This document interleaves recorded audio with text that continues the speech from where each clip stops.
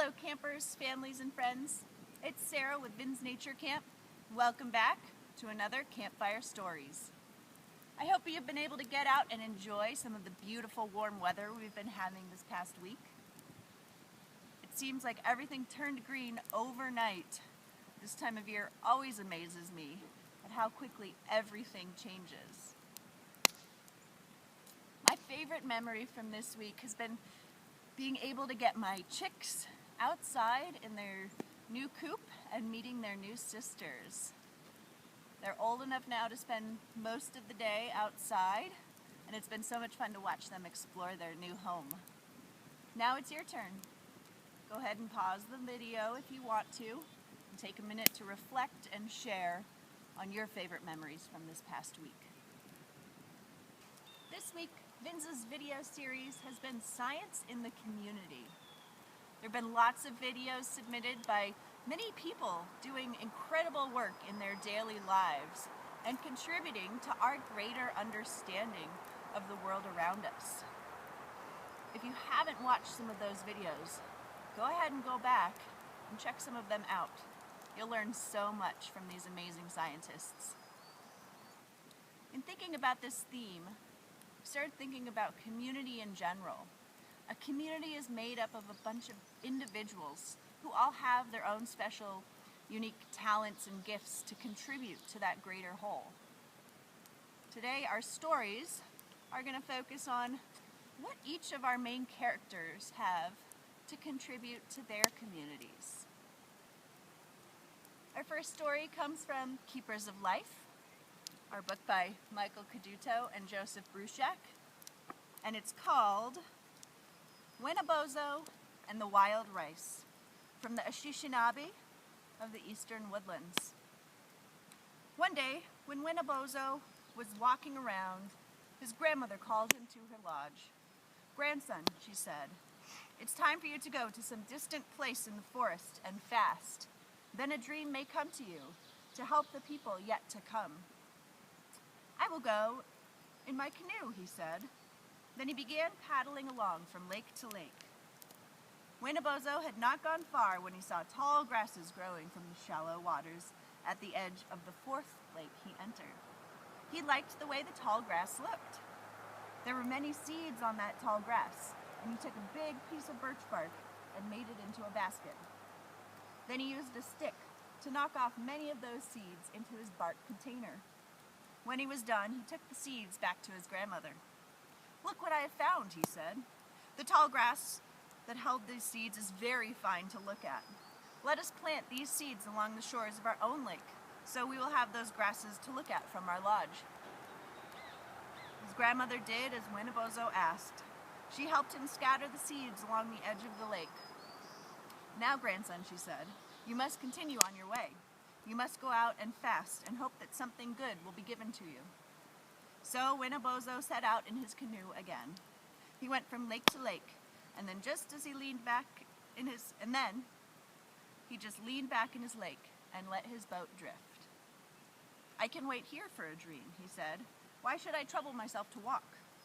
He went without food for the rest of that day. "This fasting is easy," Wina Bozo said. "I will surely have a strong dream come to me soon." But no dream came, and he fell asleep as he drifted along in his canoe. Smoke.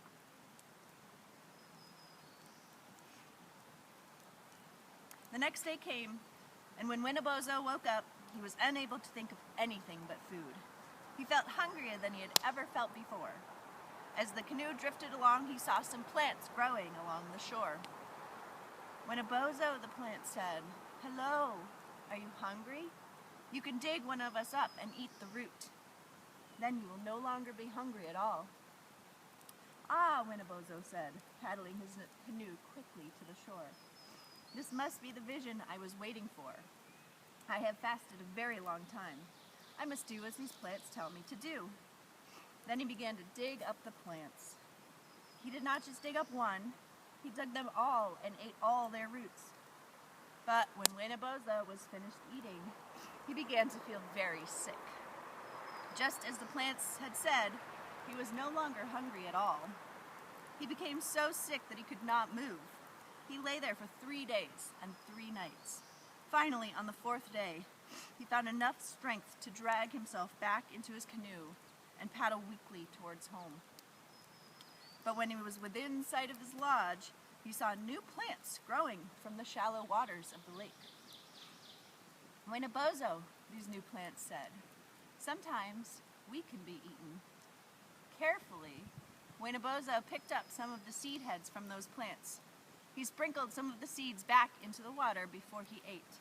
Those plants tasted good, and he no longer felt weak or sick after eating them. "What are you called?" he asked. "We are Manomen," said the wild rice plants. "You are the one who planted us here. Do you not remember?"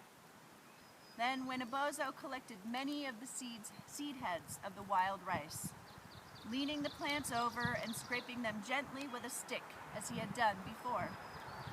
He made sure to let some of the seeds go into the water as he did this. That is how wild rice is gathered to this day by the Anishinaabe. And as Wina Bozo paddled home, he knew that he would have much to tell his grandmother. He had succeeded in his quest. He had found something good for the people yet to come. Wina Bozo not only discovered in this story a plant that would feed himself and people in future generations, but also, and probably more importantly, the method for purposely planting those seeds where he wanted them. It's probably not that unlike how ancient foragers started to domesticate plants to grow as crops. As they went about their territory collecting plants and bringing them back to their homes or villages, inevitably some of the seeds from those plants probably spilled, and where those seeds landed, new plants grew.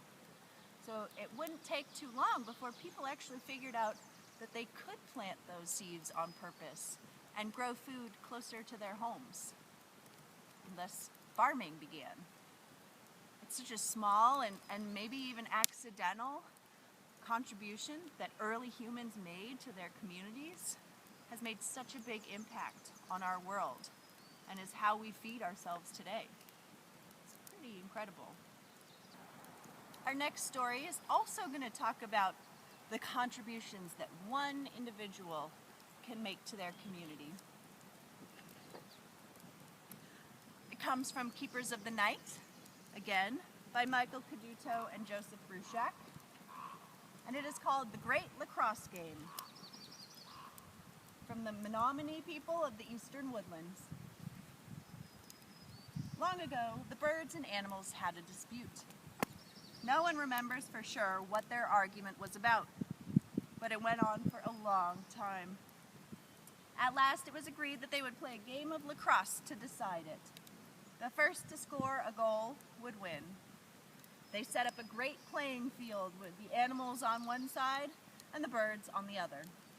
The center of the field was the place where the sun is marked on the rock, Kissasoit, on the great inland sea called Michigami. Today, those waters are called Lake Michigan. One goal was placed at the south end of Michigami. Today, that is where the city of Chicago stands. The other goal was far to the north, near the place where the city of Green Bay is today. It seemed that everything was set. All of the birds, those with wings, were on one side. All of the animals, those with fur, were on the other. But just as they were about to begin, a small voice was heard. "Which side will I be on?" it said. There on the ground was a small brown creature, no larger than a mouse.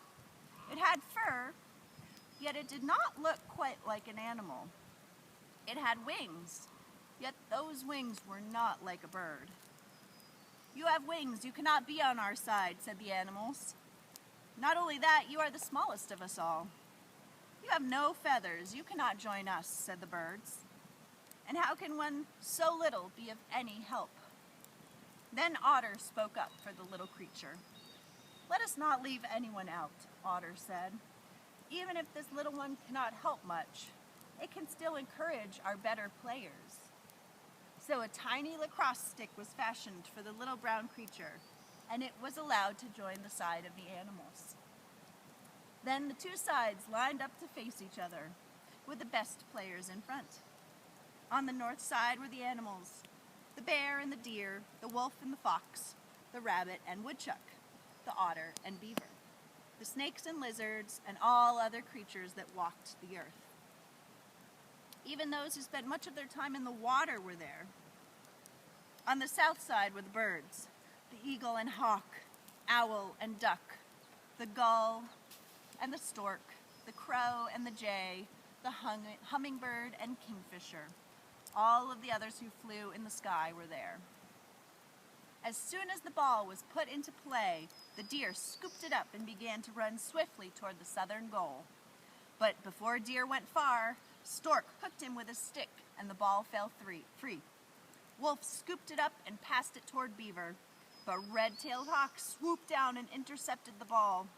Up into the sky, Red-tailed Hawk flew.